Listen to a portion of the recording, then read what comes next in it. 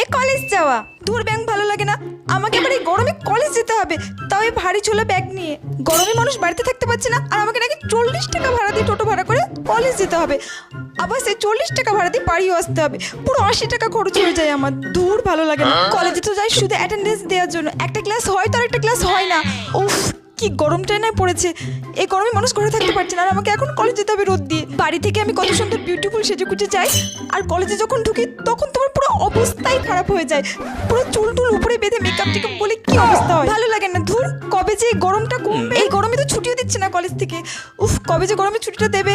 তারপর দিয়ে কলেজ থেকে গাদা গাদা প্রজেক্ট দিচ্ছে, কি করব কিছুই বুঝতে পারছি না।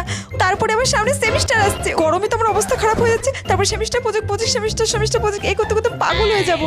এই বাবা কথা বলতে বলতে কত না দেরি হয়ে গেল। ঠিক টাইমে না পৌঁছলে আমাকে অ্যাটেন্ডেন্স দিতেও দেবে না। তখন আমার শুধু শুধু কলেজ যাওয়াই হবে। উফ, কলেজ তো আমাকে যেতেই হবে। দূর ব্যাংক ভালো লাগে না।